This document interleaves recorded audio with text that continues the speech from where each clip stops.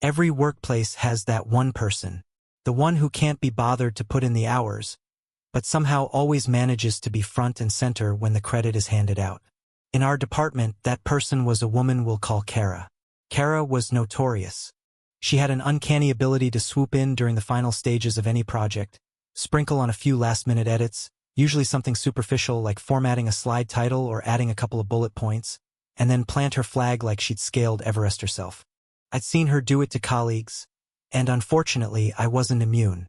More than once, I'd spent late nights working through piles of data, perfecting the design, refining the conclusions, only to watch her swoop in, tweak a sentence, and then be the one emailing the polished version straight to leadership with her name right at the top.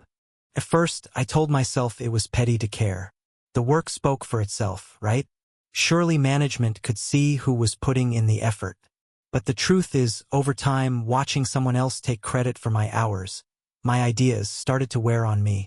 It wasn't just about ego. It was about fairness.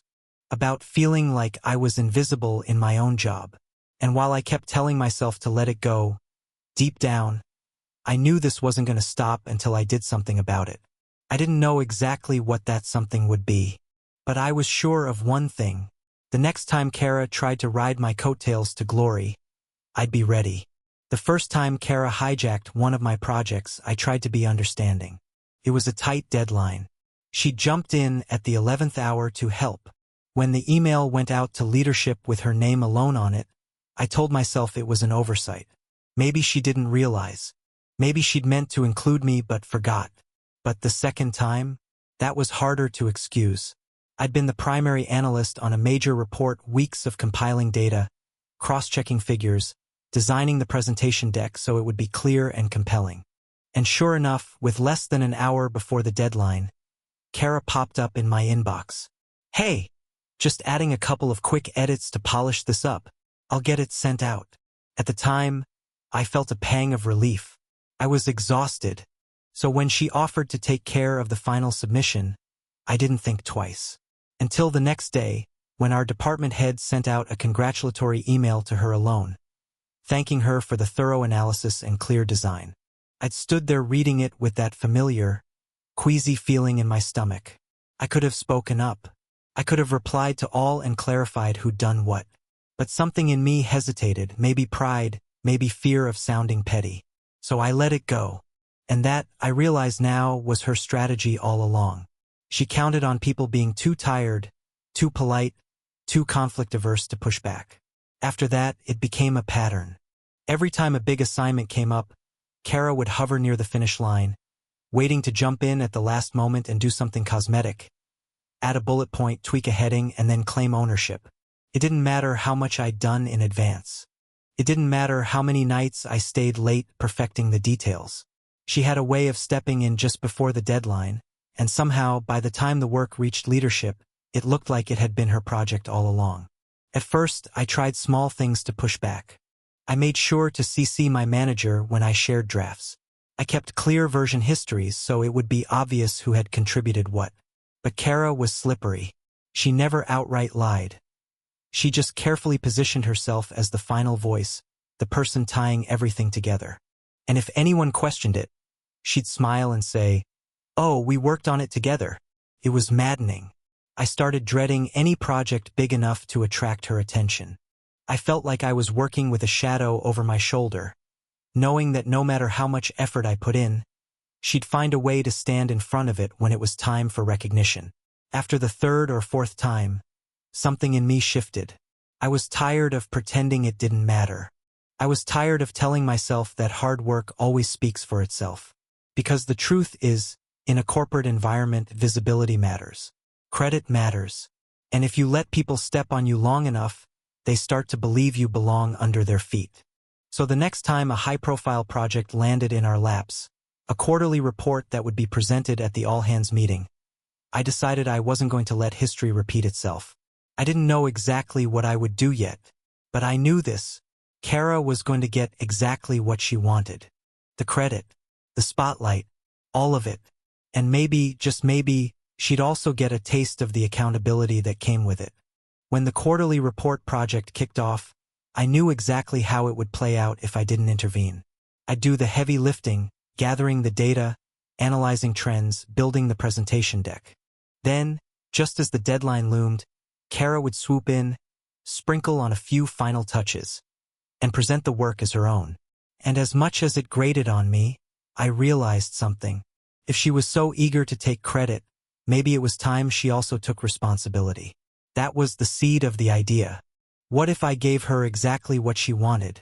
An opportunity to own the project from start to finish. Except this time, she'd have no idea she was standing on a trapdoor. I spent a few days mulling it over, weighing the risks. I didn't want to sabotage the team or embarrass the company. But I also knew that Kara's edits never went beyond the surface. She didn't check formulas. She didn't audit data sources. She was so confident in her own cleverness that she never imagined she could be holding a ticking time bomb. So, as I began drafting the report, I made sure everything looked polished on the surface. The graphs were pretty. The tables were neat. The insights seemed plausible. But underneath, the dataset was carefully and subtly flawed. Nothing outrageous. Just small inconsistencies that wouldn't hold up under real scrutiny. A few percentages that didn't quite add up. A couple of outdated figures woven into the trend lines. Enough that, if anyone asked a detailed question, the cracks would be obvious. Part of me felt nervous. Was I really going to let this happen? But every time I thought about backing out, I remembered all the times she'd swept in to claim credit she hadn't earned. All the times I'd bitten my tongue, telling myself it wasn't worth it to make waves. And the more I thought about it, the more convinced I became that this was the only way she'd ever learn. So, a few days before the deadline, I did exactly what I knew she was waiting for. I sent her my incomplete draft, along with a breezy email. Hey Kara, running a little behind. Any chance you can help me pull this together before the meeting? The reply came almost instantly. Absolutely. I'll take it from here. I could almost picture her smirk. She probably thought she'd scored another easy win. Another project she could polish just enough to slap her name on the final version. And so, for the first time in months, I stepped back completely. No late nights. No frantic last-minute edits. No reminders to myself that credit didn't matter. I let her do her thing. And when she proudly announced she'd be presenting the report herself, I smiled and told her she was welcome to it. The day before the presentation, Kara was practically glowing. She breezed around the office telling anyone who would listen that she was putting the final polish on the quarterly report. I kept my face carefully neutral, nodding when she mentioned how complex the data was, how she'd worked so hard to get it ready. Inside, though, I was steady as a heartbeat. I didn't feel giddy or vindictive, just calm, because for once, I wasn't scrambling to protect her from her own shortcuts. I wasn't double-checking every figure to keep her from looking unprepared. I wasn't rescuing her. That night, I went home on time. I didn't take my laptop with me. I didn't lose sleep worrying about how it would go. I already knew. The morning of the all-hands, Kara showed up early.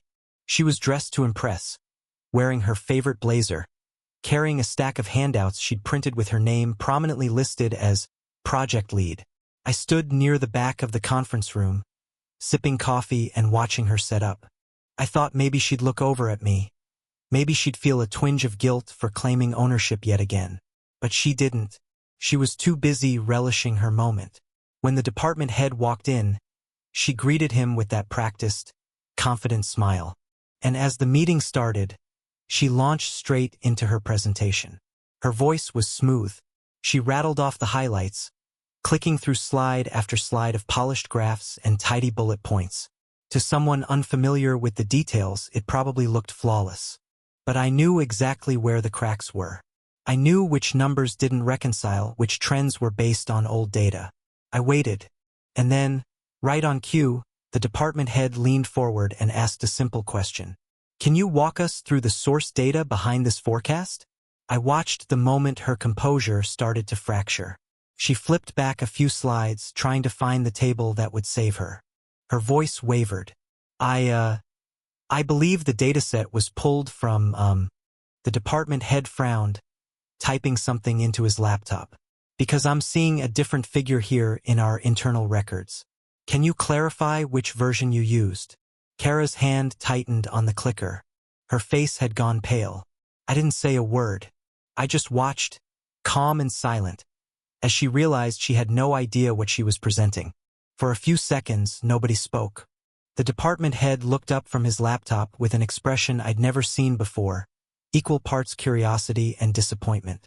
Kara swallowed hard, flipping through her notes like the answer might magically appear if she just turned enough pages. I think I have the original files saved, she stammered, her voice so thin it barely carried past the first row. The department head gestured calmly. Sure, let's pull them up. Kara's hands trembled as she plugged in her flash drive. A few clicks later, the raw spreadsheets filled the screen. From the back of the room, I could see them perfectly. All the tidy formatting, all the polished labels, and all the little errors I'd left buried inside. The department head began asking questions. Patient, methodical questions.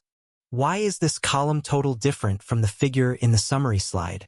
Can you explain the discrepancy between Q2 and Q3 growth rates here? I'm not seeing the updated dataset reflected in this trend line. Was this intentional? Each time Kara tried to bluff, her answers grew shakier. Her confidence dissolved minute by minute. Around the conference table, people shifted uncomfortably. I caught the eye of a colleague who'd also had her work hijacked by Kara in the past. She raised her eyebrows just slightly. We both knew exactly what we were witnessing, the moment when Kara's entire house of cards finally collapsed. After about 10 excruciating minutes, she stopped trying to explain. She set the clicker down, her hands visibly shaking, and cleared her throat. I think I need to revisit the dataset, she said, voice cracking. I'll, circle back with a corrected version. The department head nodded, though he didn't look pleased. All right, please do. And next time, make sure you're fully familiar with the material before presenting. Kara mumbled something and hurried back to her seat. The meeting moved on, but the energy had shifted. That slick, confident persona she'd worn like armor was gone. In its place was someone who looked small, flustered, and completely out of her depth. Later that afternoon, an email came from the department head. He wanted a revised report before the end of the week. And this time, he didn't address it to Kara. He addressed it to me. Can you step in to correct and finalize this? He wrote. No exclamation marks. No plaisanteries.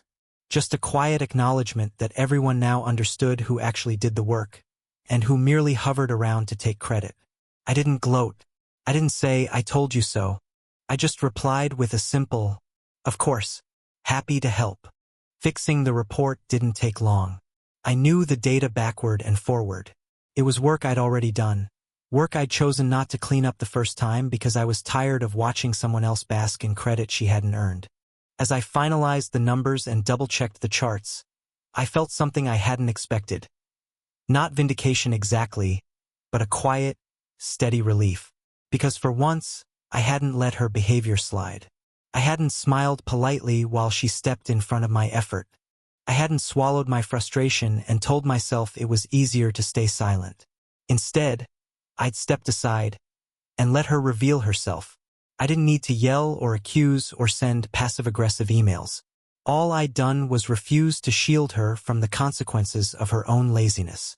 When I sent the corrected report to the department head, he replied simply, "Thank you. I appreciate your thoroughness." That was it. No drama. No spectacle. Just quiet acknowledgement that the person doing the real work had always been obvious, if anyone cared to look. In the weeks that followed, Kara was noticeably subdued. She didn't volunteer to polish other people's projects. She didn't linger around my desk with forced cheerfulness. Mostly, she avoided eye contact altogether. And while part of me thought maybe I should feel guilty, I didn't. Because the truth is, if she hadn't been so quick to grab for credit, she never would have ended up humiliated. I'd given her exactly what she wanted, ownership. And she'd shown everyone exactly how hollow that ownership was. Some lessons don't come gently. Sometimes, the only way people learn is by feeling the consequences themselves. And if my small act of stepping back taught her to think twice before stealing someone else's work again, maybe it was worth it.